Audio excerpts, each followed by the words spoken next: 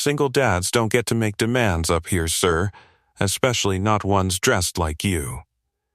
The words cut across the boarding cabin so sharply that even the overhead bins seemed to pause. A few passengers glanced up from their phones. Others looked away too quickly. The senior flight attendant stood in the aisle with one hand on a first-class curtain, her smile polished and cold.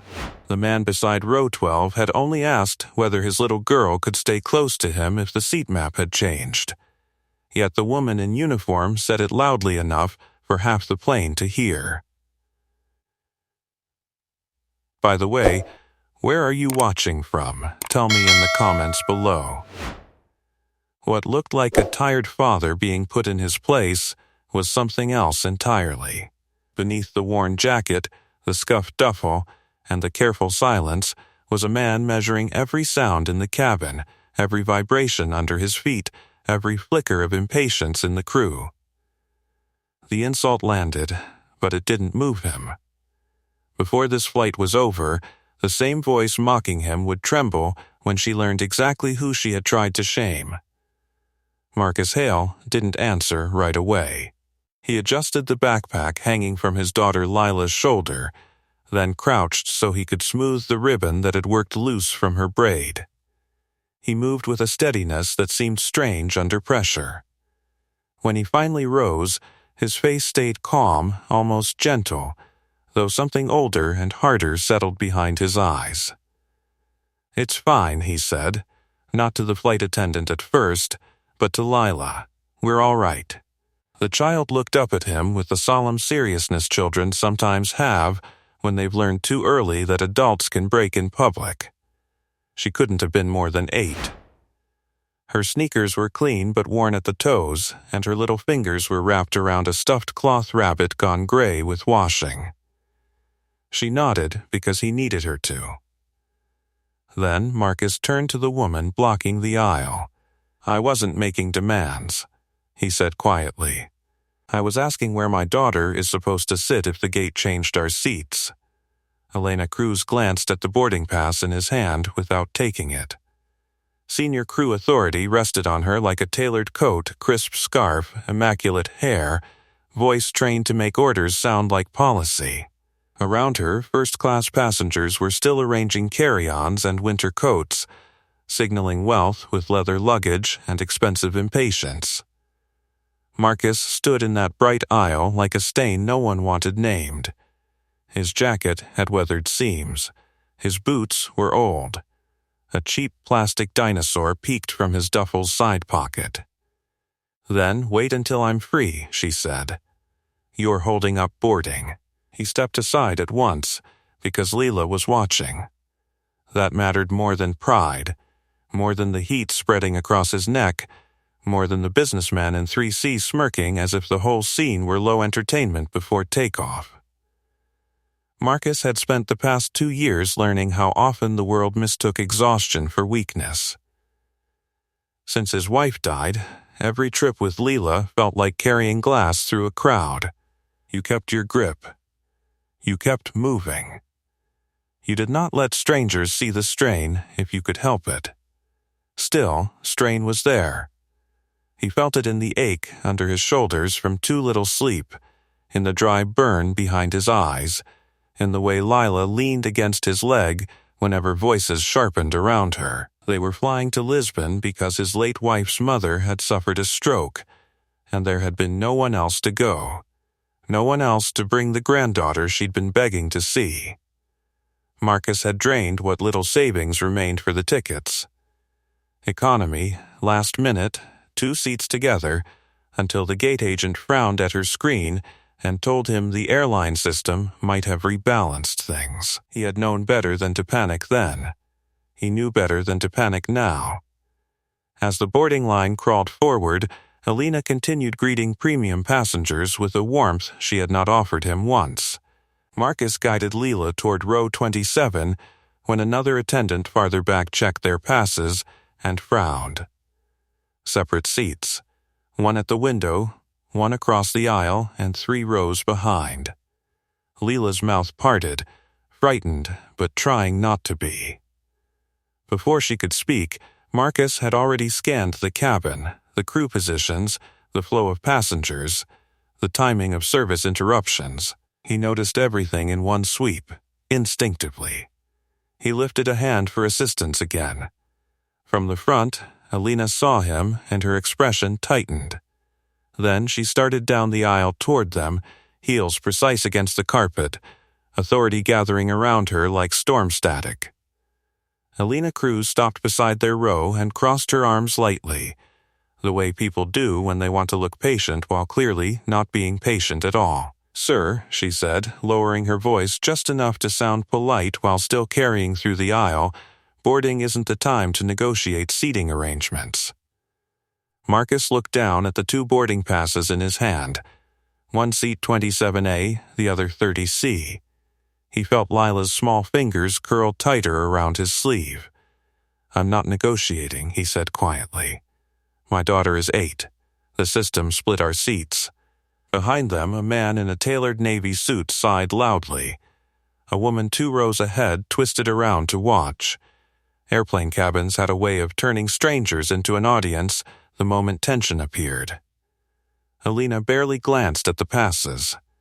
"If the airline assigned separate seats," she said, "then that's the arrangement for this flight." Leela shifted closer to her father. "Daddy." Marcus crouched again so his eyes met hers. "It's okay," he murmured. "We'll fix it." He said it gently, but inside his mind was already mapping possibilities: crew authority, cabin layout, passenger swaps, emergency seating rules. Old instincts. Instincts he had spent years trying to quiet. But habits formed in the air never fully leave. Alina tapped the armrest beside them. "Sir, please take your assigned seat so we can finish boarding." Across the aisle, a middle-aged woman leaned forward. "She can sit with me," she offered softly. "My husband and I can move." Marcus gave her a grateful nod. But Alina stepped in before the exchange could settle. "Seat changes during boarding create delays," she said crisply.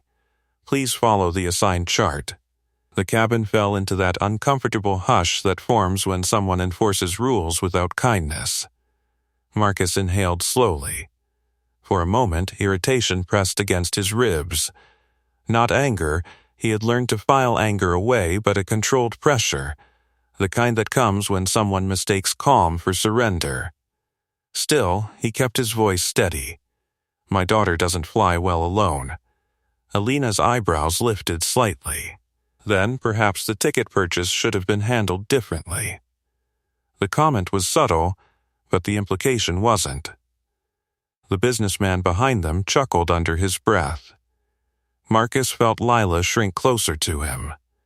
That was the moment he realized the situation wasn't just inconvenience anymore. It had become a lesson playing out in front of his child about how people decide your worth before they know anything about you. He stood slowly. The movement was controlled, measured, the kind that suggested someone used to small spaces and careful balance. "I'm asking for help," he said. Elena sighed. "Sir, everyone on this aircraft has somewhere to be. You're not the only one with a story." The words landed harder than she intended. For a second something flashed behind Marcus's eyes, something older than exhaustion. Then it was gone. He nodded once. Understood. Without another word, he handed Leela the cloth rabbit and guided her into the window seat assigned to him. Then he stepped back into the aisle. "Stay here a moment," he told her gently. He moved 3 rows down to seat 30C. A teenage boy already sat there, headphones on, oblivious to the drama. Marcus studied the cabin again. He noticed the faint whine beneath the environmental system, a subtle vibration running through the floor panels. He noticed the exact moment the engine pitch outside shifted as ground crews finished pushback procedures. He noticed everything. Most people didn't hear those details. Most people weren't trained to. Marcus sat. The aircraft door closed with a solid hydraulic thump. Cabin lights dimmed slightly as systems transitioned to departure mode. Passengers settled. Overhead bins snapped shut one by one. A few rows ahead, Alina finished her final checks, clearly satisfied that order had been restored. For a moment, the tension dissolved into the familiar pre-flight routine. Leela twisted around in her seat trying to see her father. Marcus raised 2 fingers in a quiet signal. "I'm here." She relaxed. The plane began pushing back from the gate. As the engine spooled higher, Marcus leaned his head lightly against the seatback and closed his eyes, not to rest, to listen. He felt the vibration change as the aircraft aligned with the taxi lane. He counted the seconds between throttle adjustments. He noted the rhythm of the hydraulic pumps cycling beneath the floor. Old habits, old knowledge.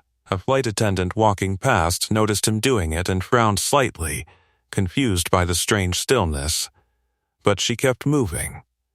From the front of the cabin, Elena Cruz made a brief announcement welcoming passengers aboard the international flight to Lisbon. Her voice was confident again, professional, everything under control.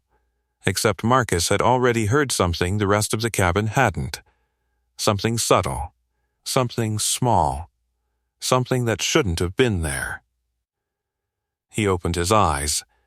His gaze moved slowly toward the wing outside Leela's window. A faint shudder traveled through the aircraft frame as the engines throttled up again. Most passengers felt nothing unusual. But Marcus did, because he had spent 15 years of his life learning how to recognize when a machine the size of a building was whispering that something wasn't quite right. He exhaled quietly. Then he glanced toward the front of the aircraft, toward the galley, toward Elena Cruz, and for the first time since boarding, Marcus Hale looked concerned. "Hey," he called gently down the aisle toward Leela. She leaned out of her seat. "Yeah, keep your seatbelt tight once they turn the sign on." Her brow wrinkled. "Why?" Marcus paused. Because he wasn't certain yet. But the sound under the floor had shifted again, and that tiny change in vibration was the kind of thing that only mattered to people who knew exactly how bad it could become. Leela tilted her head, still half-twisted in her seat, the cloth rabbit dangling from her fingers. "But the sign isn't on yet," she said. Marcus gave her a small reassuring smile. "It will be soon." She studied his face for another moment, trying to read something she couldn't quite understand.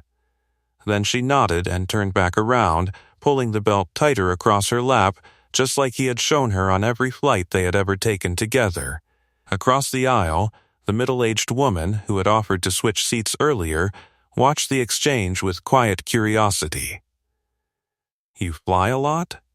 she asked Marcus softly. He shrugged a little. "Used to." The engines outside grew louder as the aircraft rolled toward the runway.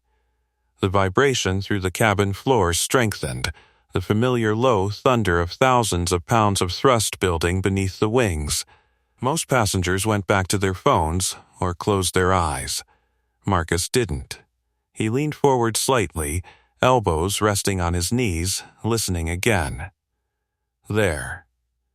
A faint oscillation threaded through the engine pitch. Not loud. Not obvious. But wrong. A pattern inside the vibration that didn't match the expected rhythm of balanced thrust. His jaw tightened just a fraction. Up front, Elena Cruz stood beside the forward galley jump seat, reviewing her tablet as the plane paused at the runway threshold. From where she stood, the cabin looked orderly again. Seatbelts fastened. Luggage stowed. Passengers quiet. The earlier confrontation already felt like a minor inconvenience in an otherwise routine shift. Then, the captain's voice came over the intercom. "Ladies and gentlemen, this is your captain speaking. We'll be departing shortly. Please ensure your seatbelts are securely fastened and your tray tables are stowed." The seatbelt sign chimed. Marcus noticed it immediately. He raised his hand slightly toward Lila again. She nodded back. Across the aisle, the curious woman smiled. "You called that early," she said. Marcus didn't answer.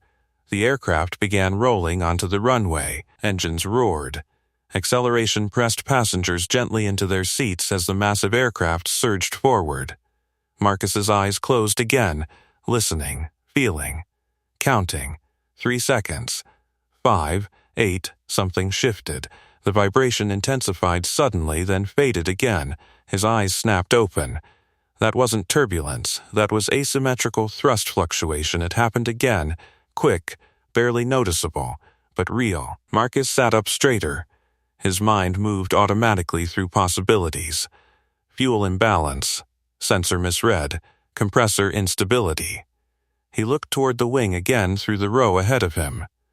The engine nacelle shimmered in the morning light as heat rippled behind it. The aircraft kept accelerating. Passengers around him seemed calm. Phones still out. Music playing through headphones. No one else had noticed. Across the aisle, the woman leaned closer again. "You okay?" she asked.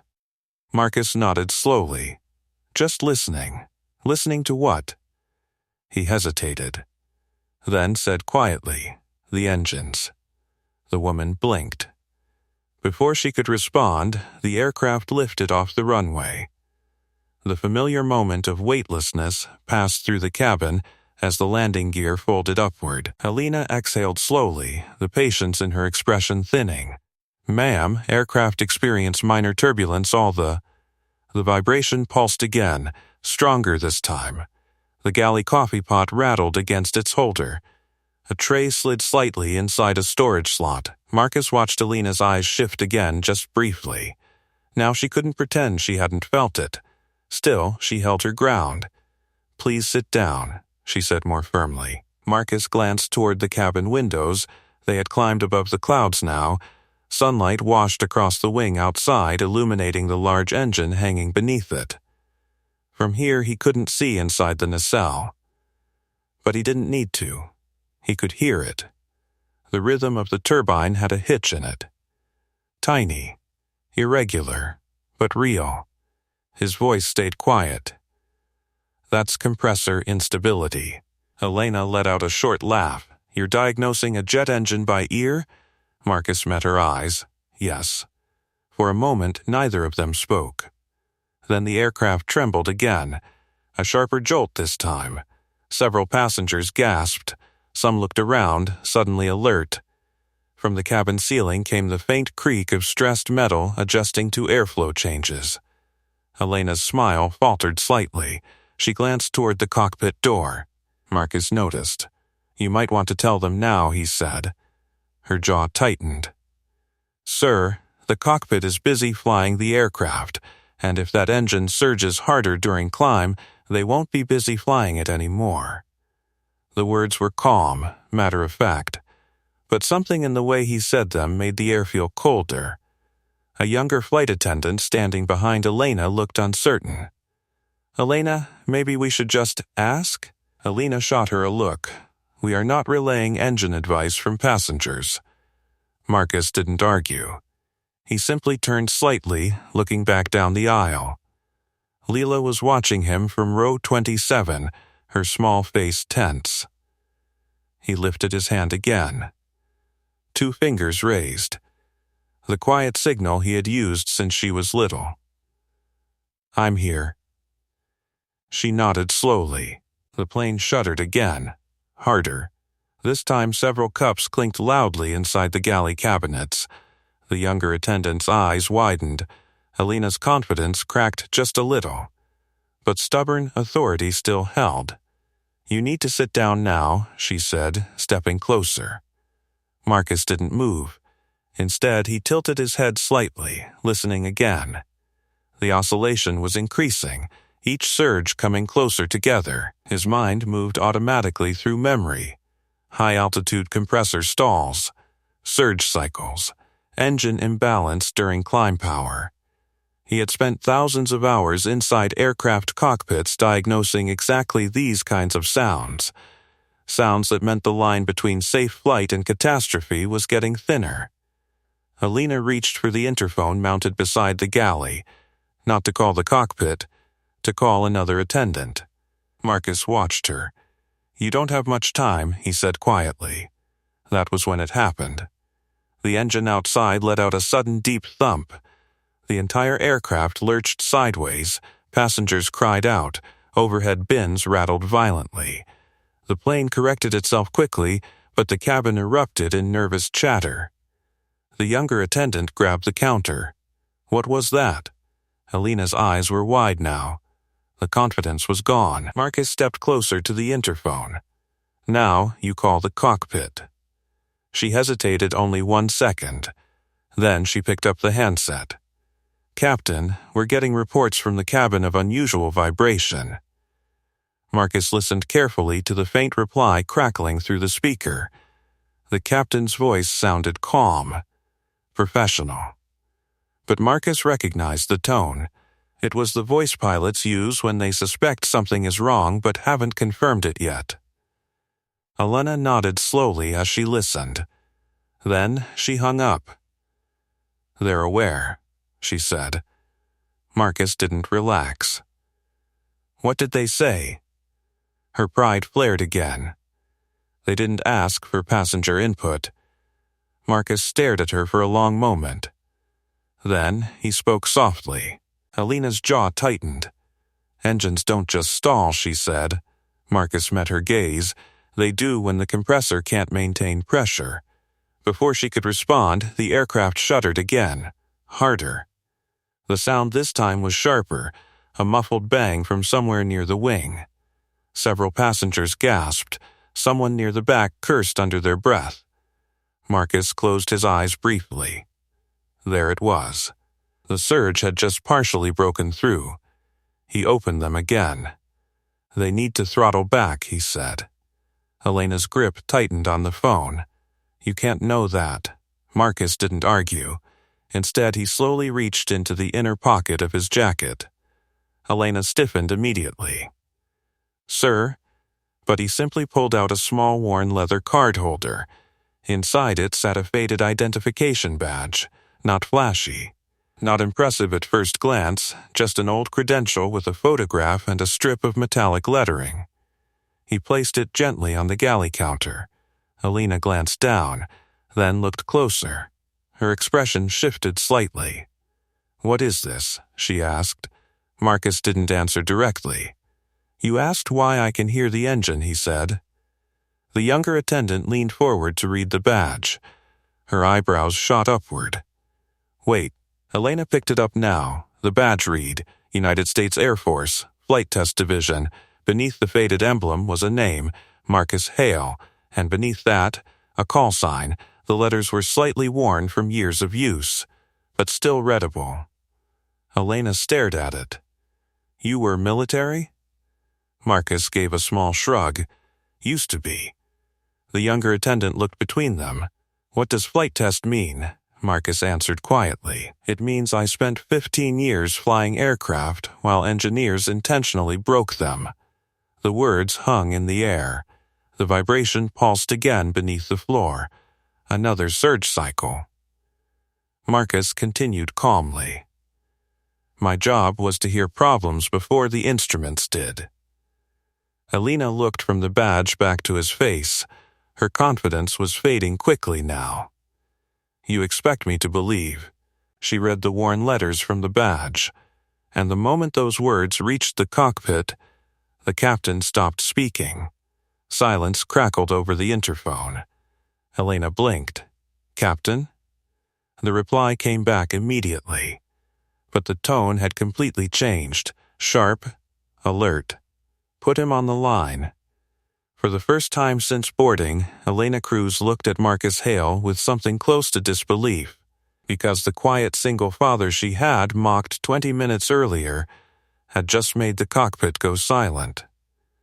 For a moment, Alina Cruz simply stared at Marcus, the interphone still pressed to her ear. The captain's voice crackled again through the speaker, sharper this time. "Cabin crew, did you hear me? Put him on the line."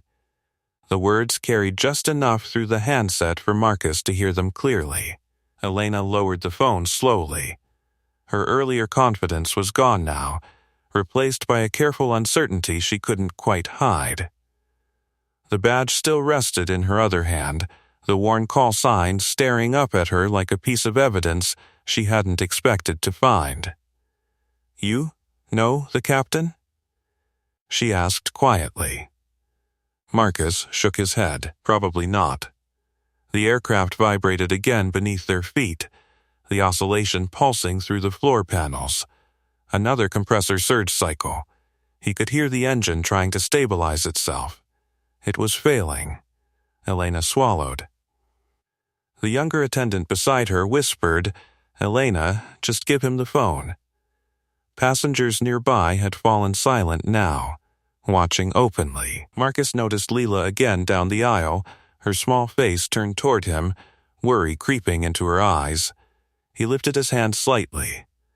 2 fingers raised. "I'm here." She nodded faintly, clutching the rabbit. Elena hesitated only 1 more second. Then she extended the interphone. "Captain wants to speak with you." Marcus took it. His voice stayed calm. "This is Marcus Hale," a beat of silence. Then the captain's voice came through. Different now. Focused. "Hale." "Confirm call sign," Marcus said it quietly. On the other end of the line there was a brief inhale. Then the captain spoke again. "I thought you retired." "Years ago," Marcus replied. Another vibration pulsed through the aircraft. Marcus leaned slightly against the galley wall to steady himself. "Captain, you're getting compressor instability on engine 2. The cockpit went silent again for a moment. Then the captain answered. "We're seeing fluctuating pressure ratios, yes." Marcus nodded even though the pilot couldn't see him. "You're in a surge cycle." A pause.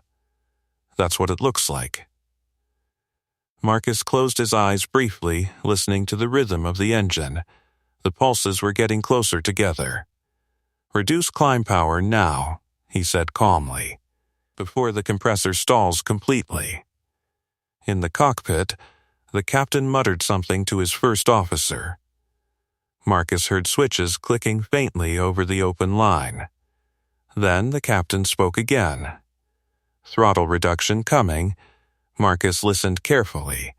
The vibration softened slightly. But it didn't disappear. "Not enough," Marcus said. "The surge pattern's still there." Elena watched his face closely now, every trace of earlier arrogance gone. Passengers nearby leaned forward. Even those farther back had noticed something serious was happening. The younger attendant whispered, "Is the plane okay?" Marcus raised 1 finger to signal silence. He listened again. Another deep pulse moved through the engine. He spoke quickly. "Captain, the airflow's collapsing inside the compressor stages. If the surge builds again, you'll get a full stall." The captain's voice returned. "What's your recommendation?" Marcus opened his eyes. "Level the climb. Reduce thrust further. Let the engine stabilize before it eats itself." The cockpit fell quiet again as the crew processed the advice. Moments later, the aircraft's nose angle shifted slightly. The climb eased. Passengers probably assumed it was normal flight adjustment. Not because Marcus looked important, but because of the badge Elena still held in her hand. "You Hale?" the pilot asked. Marcus nodded once. The first officer opened the door wider. "Captain says come up." The cabin fell silent. Passengers nearby watched with open curiosity now. A few people craned their necks, trying to understand why the quiet man from economy was suddenly being invited into the cockpit. Elena stepped aside automatically. The authority she had carried earlier seemed to drain from her posture. Marcus handed the interphone back and moved toward the cockpit. Then he paused. He turned slightly and looked down the aisle again. Leela. Her feet swung nervously beneath the seat in front of her, but the moment she saw him looking, she straightened and raised the rabbit. A silent signal. "I'm okay." Marcus gave her the 2-finger signal again. "I'm here." Then he ducked into the cockpit. The door closed behind him with a heavy mechanical lock. Inside, the cockpit smelled faintly of electronics and warm metal. The captain sat in the left seat, eyes flicking between engine readouts and the horizon beyond the windshield. The first officer slid back into his seat on the right. The captain turned his head. Marcus Hale. Not a question. Marcus nodded. "You flying commercial now?" the captain asked. Marcus shook his head. "Just traveling." The aircraft vibrated lightly beneath their feet. The captain gestured toward the engine display. "You heard that surge from the cabin?" Marcus stepped closer. The instrument panel glowed with rows of digital readings, engine pressure ratios, turbine temperature, fuel flow. Engine 2's readings were still fluctuating slightly. "Yeah," Marcus said quietly. He leaned closer to the display.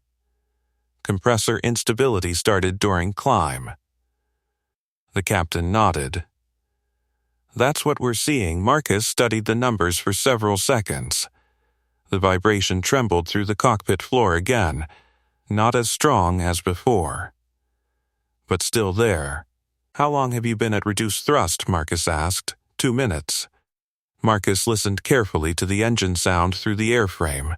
The surge rhythm had changed again. That wasn't good. He looked up.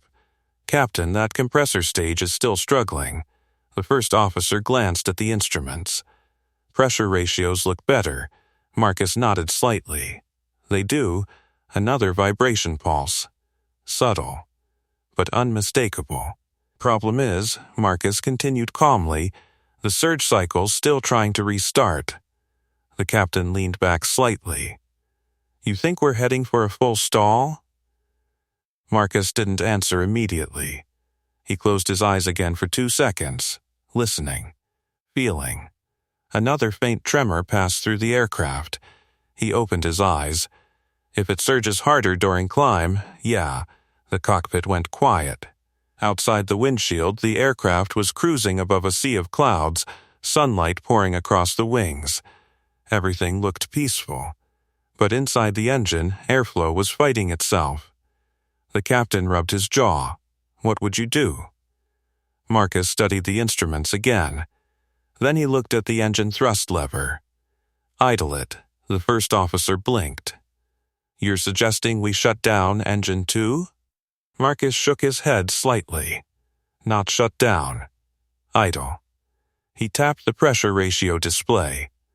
"Let the compressor airflow stabilize before the surge builds again." The captain considered it. "We can't climb on one engine. You won't need to," Marcus said calmly. "You level out first." The first officer leaned forward. "If the compressor stage is damaged," Marcus nodded. "Then, pushing climb power will make it worse." The captain looked at him carefully now. "You've dealt with this before." Marcus gave a faint half-smile. "More times than I'd like." Outside, the aircraft vibrated again. A deeper pulse this time. All 3 men heard it. The captain didn't hesitate. Engine 2, idle. The first officer pulled the thrust lever back. The engine pitch dropped. Inside the airframe, the vibration softened almost immediately. Marcus listened closely. 3 seconds. 5. 10. The surge cycle faded. The compressor airflow stabilized. Marcus exhaled slowly. That should halt. The captain watched the engine display. Numbers steadied. Pressure ratios normalized. Turbine temperatures cooled slightly. The first officer looked over. "Well, I'll be damned." Marcus leaned back slightly from the console. "You caught it early." The captain looked at him. "No," he said. "We didn't." He nodded toward the cabin behind them. "You did." For a moment, none of them spoke. Then the captain reached over and keyed the cabin intercom. "Flight attendants, cockpit." Alina's voice came back almost instantly. "Yes, Captain?" The pilot glanced at Marcus once more before answering. "The passenger you sent up." He paused, then said calmly, "Just prevented a compressor stall at 30,000 feet." Outside the cockpit door, the cabin crew listened in stunned silence. And down in row 27, Lila Hale sat very still. Because even without hearing the words, she knew something important had just happened. Outside the cockpit, Elena Cruz still held the interphone against her ear, just prevented a compressor stall at 30,000 feet. The captain's words hung in the small space of the forward galley like something heavy and fragile at the same time. For a moment, Elena didn't answer. She simply stared at the closed cockpit door. The younger attendant beside her blinked twice. Did he just say, prevented? Elena slowly lowered the handset. Yes. Her voice sounded quieter than it had all day. Around them, several nearby passengers had noticed the sudden stillness among the crew. The man in seat 3C leaned toward the aisle, trying to overhear. A woman across from him whispered something to her husband. Down the aisle, Leela sat clutching her rabbit, watching the front of the cabin with wide eyes. Elena realized something else then. Every person who had witnessed her earlier confrontation with Marcus was still here, still watching, still remembering. The younger attendant spoke carefully. Should we tell them what's happening? Elena shook her head slightly, not yet, but inside her chest, the memory of her own words replayed again and again. Passengers don't diagnose jet engines. She exhaled slowly. Then the cockpit door unlocked again. Marcus stepped out. The cabin went quiet immediately. Not completely silent, airplanes never were, but the kind of hush that spreads when everyone senses something serious has just happened. Marcus paused in the doorway as the first officer closed it behind him. He looked exactly the same as before. Same worn jacket, same tired eyes, same father who had been standing in the aisle earlier holding a boarding pass. Only now Elena looked at him differently, not as a passenger, but as someone who clearly understood the aircraft better than anyone in the cabin. She stepped toward him slowly. "Captain says the engine is stable," she said. Marcus nodded. For now, the younger attendant asked nervously, "Are we safe?" Marcus thought about the question carefully. "Safer," he said. That answer didn't calm her completely. But it was honest. He turned slightly, looking down the aisle again. Leela was still watching him. He raised 2 fingers. She smiled faintly. Marcus started walking back toward his seat. But Elena spoke again. "Mr. Hale," he stopped. Not annoyed, just patient. She hesitated before continuing. "I misjudged the situation earlier." Marcus studied her for a moment. The passengers nearby leaned subtly closer to hear. She forced the words out. "And I misjudged you." Marcus didn't answer immediately. The airplane hummed steadily around them, the engine noise smoother now that the surge had faded. Finally, he shrugged lightly. Most people do. He continued down the aisle. As he passed row 27, Leela twisted around immediately. "Daddy," Marcus crouched beside her seat. "You okay?" She nodded quickly. "Did you fix the plane?" Marcus smiled a little. "Helped a bit." Her eyes widened. "I knew you would." Across the aisle, the middle-aged woman who had spoken to him earlier shook her head in disbelief. "You weren't kidding about listening to the engines." Marcus sat down in seat 30C again. "Guess not." Up front, Elena stood still for several seconds. Passengers were whispering now. Some had heard pieces of the conversation with the cockpit. Others had simply seen the change in the crew's behavior. The businessman from earlier leaned into the aisle again. "What's going on up there?" he asked loudly. Elena straightened her uniform automatically. Professional control returned to her posture. But it felt different now. Less rigid. More careful. She picked up the intercom microphone. "Ladies and gentlemen," she announced, "the captain would like to thank everyone for their patience. We experienced a minor engine fluctuation during climb, but the situation has been stabilized."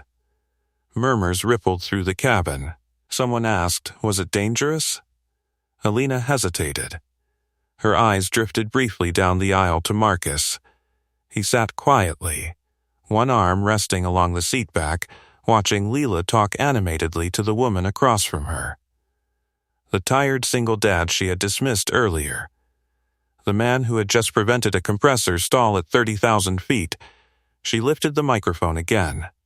The situation was resolved thanks to additional expertise on board. Passengers exchanged confused glances. Alina lowered the microphone slowly. Then she did something she hadn't expected to do when this flight began. She walked down the aisle, all the way to row 30. Marcus looked up when she stopped beside him. Her voice was calm now. Captain would like you to remain available in case the engine becomes unstable again.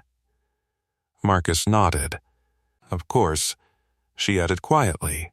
And thank you. Marcus gave a small shrug. My daughter's on this plane. Elena glanced toward Leela again. The little girl waved at her shyly. For the first time that day, Elena Cruz smiled back. Then she turned and walked toward the galley. Behind her, the passengers of Flight 417 were beginning to realize something remarkable had just happened. The man they had seen mocked earlier was the only person on board who had heard the danger coming.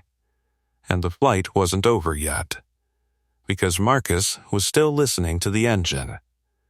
Marcus settled deeper into seat 30C, but he didn't relax. Not really. Most of the cabin had started returning to normal behavior. A few passengers reopened laptops. Others resumed quiet conversations. The tension that had rippled through the aircraft was fading into the background hum of flight. But Marcus still listened.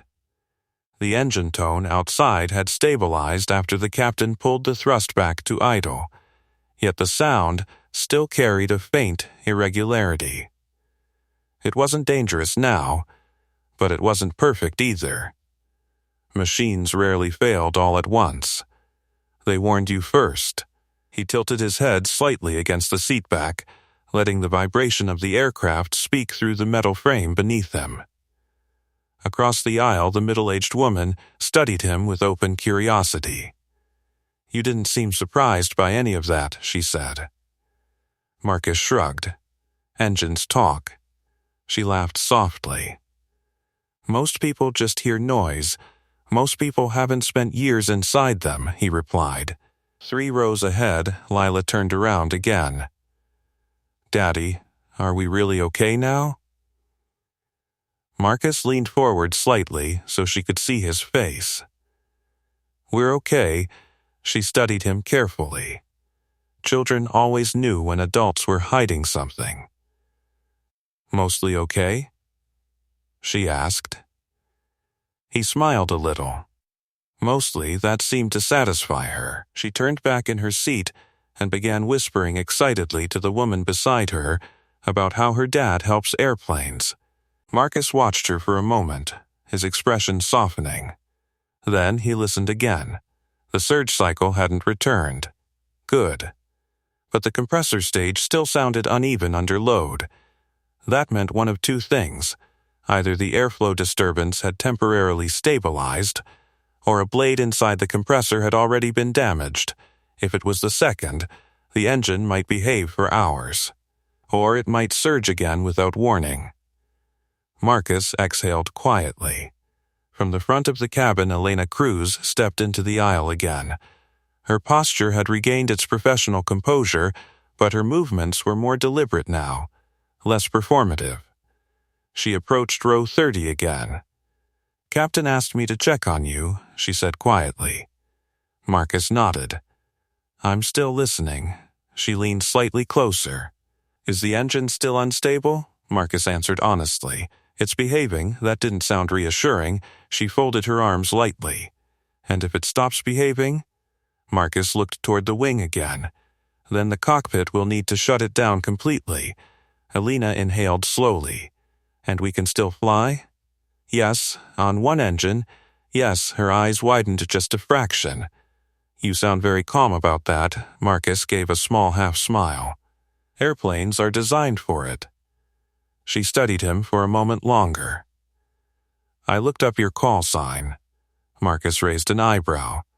That didn't take long. The captain asked operations to confirm it. And? Alina hesitated. They seemed surprised. Marcus chuckled softly. That's one way to put it. She lowered her voice further. They said you were one of the Air Force test pilots who specialized in compressor surge testing. Marcus looked away toward the window. That was a long time ago. Alina shook her head slowly. You used to intentionally fly aircraft until the engines failed. Until we understood why they failed, Marcus corrected. She glanced toward Lila again. And now you're sitting in economy with your daughter. Marcus followed her gaze. Life changes. Elena seemed about to ask something else. Then the aircraft vibrated again, just slightly. Marcus's head turned instantly. The sound wasn't as violent as before. But it was there, a small tremor in the engine rhythm. Elena noticed the change in his expression. Did you hear something? Marcus nodded slowly. Small airflow disruption. Her shoulders stiffened. Is it happening again? Marcus listened carefully. 3 seconds passed. 5. The vibration faded. He relaxed slightly. No, then what was it? Marcus leaned back. The compressor adjusting. That sounds bad. It's normal after a surge event. Alina didn't look convinced. Before she could respond, the intercom above them chimed. The captain's voice filled the cabin again. Ladies and gentlemen, this is your captain speaking. As mentioned earlier, we experienced a minor engine instability during climb. Out of an abundance of caution, we'll be maintaining a slightly lower cruising altitude while we monitor the situation. Passengers exchanged uneasy glances. The captain continued. There's no immediate danger, and we appreciate your patience. The announcement ended. Elena exhaled. Lower altitude, she murmured. Marcus nodded. Smart move. She looked at him again. You really saved this plane, didn't you? Marcus shook his head gently. I heard a warning. And acted on it. Anyone trained to listen would have. But both of them knew that wasn't true. Because no one else on the aircraft had heard it. Alina straightened slowly. I owe you an apology. Marcus met her eyes. You already said that. I meant it. He nodded once. Then the aircraft vibrated again. Stronger this time. Not violent. But unmistakable. Marcus's expression changed instantly. His head tilted. Listening. The surge pattern was returning. Slowly. And the engine outside the window whispered the same dangerous rhythm it had before. Marcus leaned forward in his seat. Because the problem wasn't finished yet. Marcus didn't wait for the vibration to repeat. He was already on his feet. Elena saw the movement instantly. What is it? She asked. Marcus tilted his head again, focusing on the engine tone vibrating through the fuselage. There, he said quietly. The pulse came again.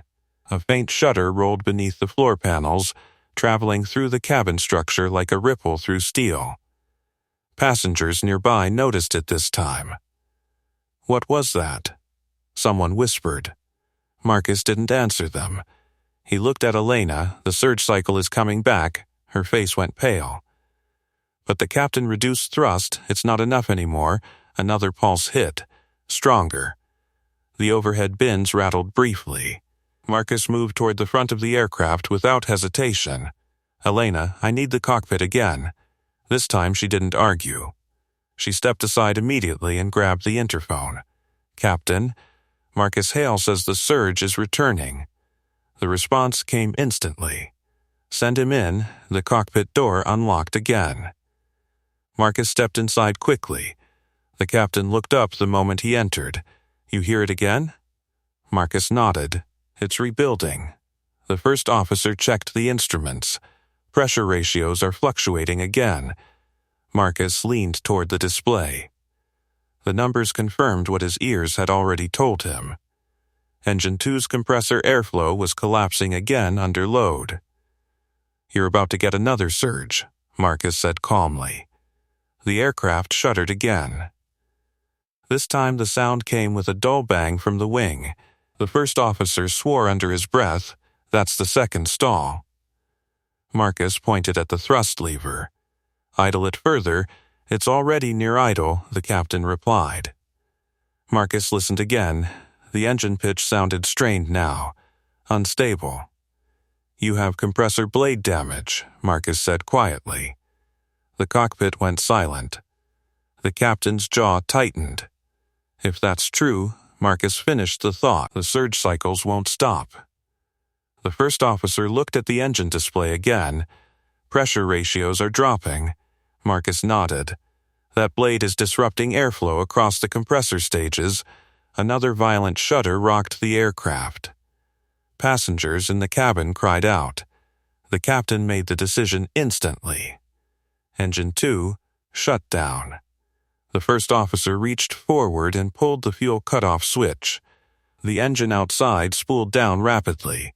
The roar faded. Inside the aircraft, the vibration disappeared almost immediately. The sudden quiet from that side of the plane felt strange, but stable. Marcus exhaled slowly. "That'll stop the surges." The captain kept his eyes on the instruments. "Confirm engine 2 shutdown." The first officer nodded. Confirmed, the aircraft now cruised on its remaining engine. Marcus leaned back slightly from the panel. "Now it's just a long glide to Lisbon." The captain looked at him. "One engine is enough?" Marcus smiled faintly. "Commercial jets are built to fly on one all day." The first officer chuckled nervously. "Let's hope we don't have to test that." The captain keyed the cabin intercom. "Flight attendants, cockpit." Helena answered immediately. "Yes, Captain? We've shut down engine 2 as a precaution. Aircraft is stable and operating normally." In the cabin, a wave of whispers spread instantly. Helena glanced toward the wing through the nearest window. Only one engine was spinning now. Her stomach tightened. She spoke again. "Passengers will notice?" "Yes," the captain replied. "Make an announcement." Helena swallowed. "Yes, Captain." Inside the cockpit, Marcus listened carefully to the remaining engine. Smooth. Stable. Exactly what they needed. The captain looked over. "You staying up here?" Marcus shook his head. "My daughter's waiting." The captain nodded respectfully. "Marcus, thank you." Marcus shrugged lightly. Just listening, he stepped out of the cockpit. The door locked behind him again. In the cabin, dozens of passengers were now watching the front galley. Some had clearly heard the captain's words through the thin cockpit door. Others had noticed the change in engine sound. Marcus walked calmly back down the aisle. People moved their legs aside automatically as he passed. The businessman from earlier stared at him with wide eyes. "Are we flying on one engine?" Marcus paused briefly. "Yeah." The man looked horrified.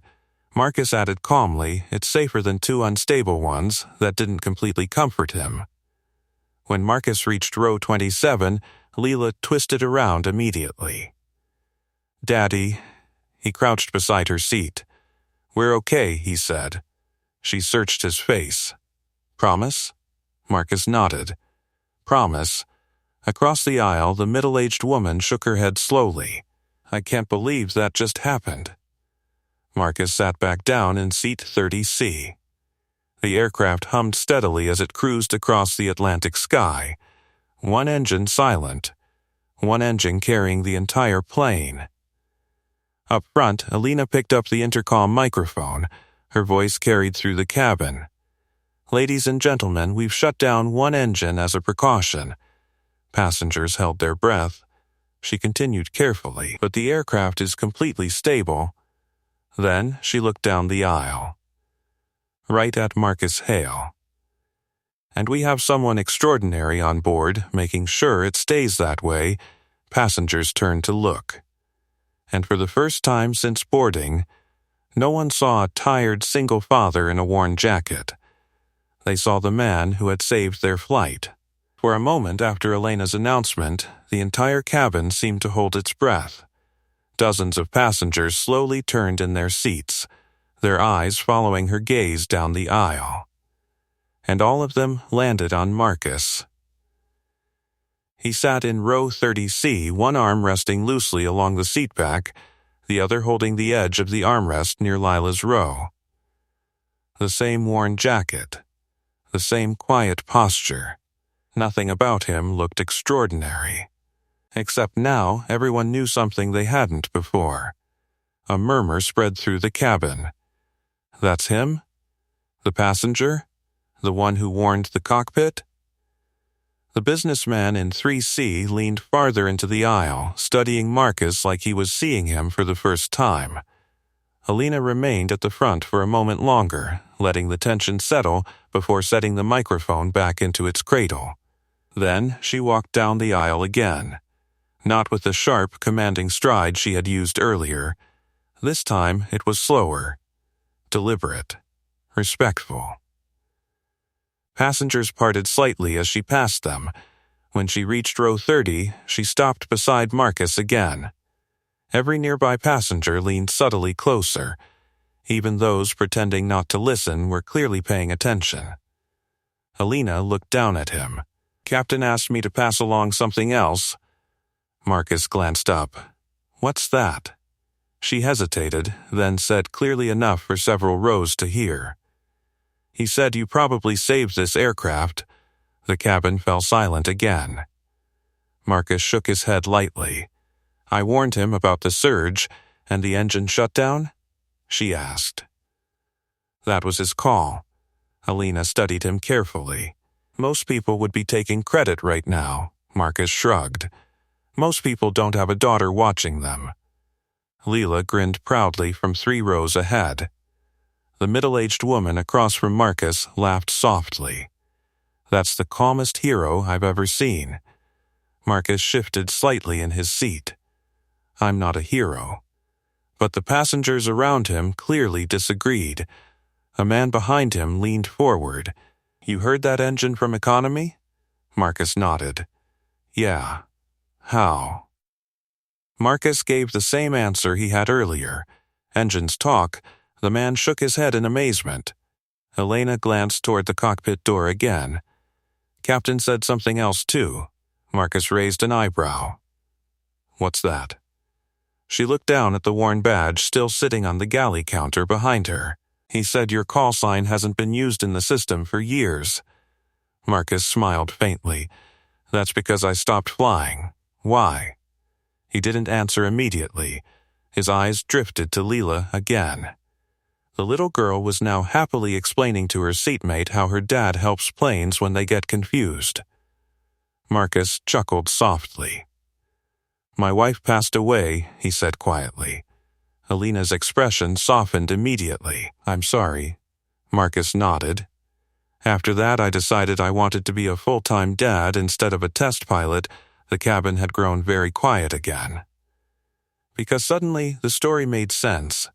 The tired clothes, the cheap luggage, the patience earlier when Elena had mocked him. He hadn't been weak. He had simply been a father trying to get his daughter across an ocean. Elena inhaled slowly. "I owe you a much bigger apology than the one I gave earlier." Marcus met her eyes calmly. "You already admitted you misjudged me." "Yes." "And?" She hesitated. "I also embarrassed you in front of your daughter." Marcus glanced toward Leela again. The girl was giggling now, completely unaware of the emotional weight in the conversation behind her. He looked back at Elena. She learned something today. Elena looked uneasy. "What's that?" Marcus smiled slightly. "That sometimes the people who underestimate you just haven't heard you yet." For the first time since boarding, Elena Cruz laughed. Not a professional laugh, a real one. "You're a better person than I expected." Marcus tilted his head. "That happens a lot too." The businessman in 3C suddenly stood and began clapping. It started awkwardly, just one pair of hands. Then another passenger joined. Then another. Within seconds, the entire front half of the cabin was applauding. Some passengers even stood in the aisle. Marcus looked stunned. He lifted a hand awkwardly. That's not necessary. But the applause continued. Lila twisted around again, eyes wide. "Daddy, why are they clapping?" Marcus rubbed the back of his neck. "Because people like airplanes that stay in the sky," she nodded thoughtfully. "That's a good reason." The applause slowly faded. Passengers settled back into their seats, many still smiling or shaking their heads in disbelief. Alina remained beside Marcus for a moment longer. Then she said quietly, "I won't forget this flight." Marcus nodded. "Neither will the captain." She smiled again. "And neither will I." Then she walked back toward the galley. As she passed through the cabin, the passengers of Flight 417 looked at her differently too, because earlier that day she had been the authority, the one in charge, the one deciding who mattered. But now everyone understood something much clearer. The quiet single dad she had mocked was the only reason they were still flying safely over the Atlantic, and back in Seat 30C. Marcus Hale simply leaned his head back, listening to the remaining engine hum steadily through the airframe. Because even now, he was still listening. The cabin lights dimmed slightly as the aircraft continued its long, steady path across the Atlantic. With Engine 2 shut down, the sound inside the plane had changed. The deep roar passengers usually heard from both wings had softened into a steadier hum from the remaining engine. To most people, it simply sounded quieter. To Marcus, it sounded balanced. He leaned his head back against the seat and closed his eyes again, not to sleep, but to listen. The vibration traveling through the fuselage was smooth now, predictable. The kind of rhythm that told him the aircraft was finally behaving the way it should. 3 rows ahead, Leela had fallen asleep with the rabbit tucked under her chin. Marcus watched her for a moment. That alone made everything worth it. Across the aisle, the middle-aged woman who had spoken with him earlier smiled. "She trusts you completely," she said softly. Marcus nodded. "I try to earn that every day." Up front, Elena Cruz stood near the galley, speaking quietly with the other attendants. Every so often her eyes drifted down the aisle toward row 30 again, not out of suspicion anymore, out of respect. Eventually, she walked back toward him once more. "Captain asked me to let you know we'll begin descent in about 40 minutes, she said. Marcus nodded. "Engine still stable?" "Yes," she replied, completely. He listened again for a moment. The airflow through the fuselage sounded calm, no irregular pulses, no dangerous rhythms hiding beneath the noise. "Good," he said. Alina hesitated before speaking again. "You know, earlier today I thought I understood this job completely." Marcus raised an eyebrow. "And now?" She glanced toward the wing outside. "Now I realize how much we don't see." Marcus smiled faintly. "Airplanes are like that." "I meant people," she said. He didn't answer. But he understood exactly what she meant. A few minutes later, the captain's voice came over the intercom again. "Ladies and gentlemen, this is your captain speaking. We'll be beginning our descent into Lisbon shortly." Passengers shifted in their seats, the quiet buzz of movement returning to the cabin. The captain continued, "And before we land, I'd like to recognize someone on board today." Marcus sighed quietly. "Oh no," he murmured. Across the aisle, the woman laughed. "You're not escaping this one."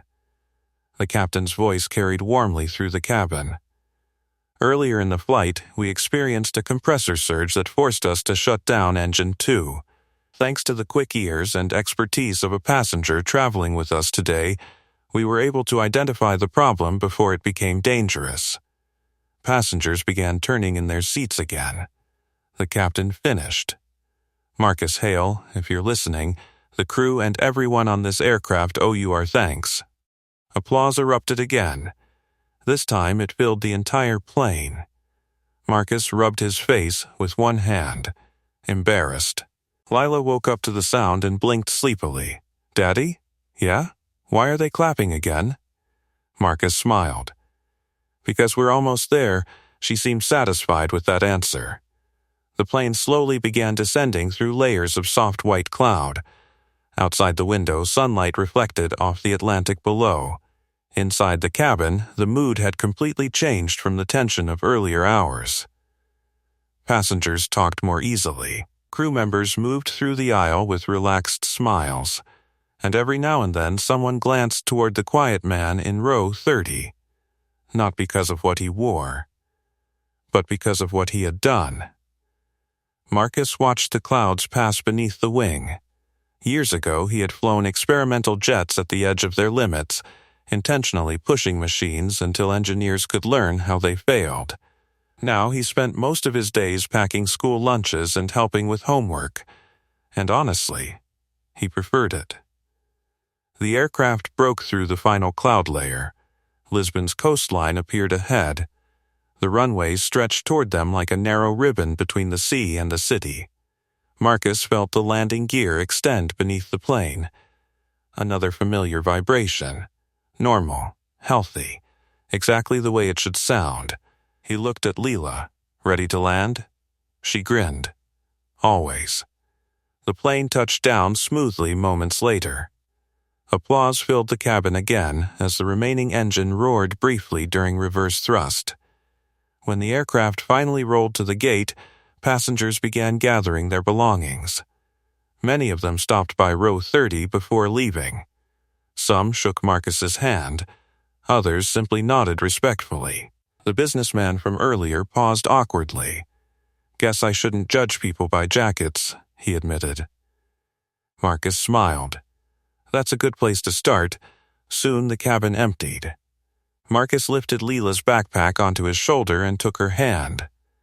As they stepped into the jet bridge, Alina stood waiting beside the door. She met his eyes. "Safe travels, Mr. Hale." Marcus nodded. "You too." Then he and Leela walked into the terminal together. Just another father and daughter continuing their journey. But every person on Flight 415 would remember the moment a quiet single dad they had underestimated turned out to be the one person who could hear the danger before anyone else.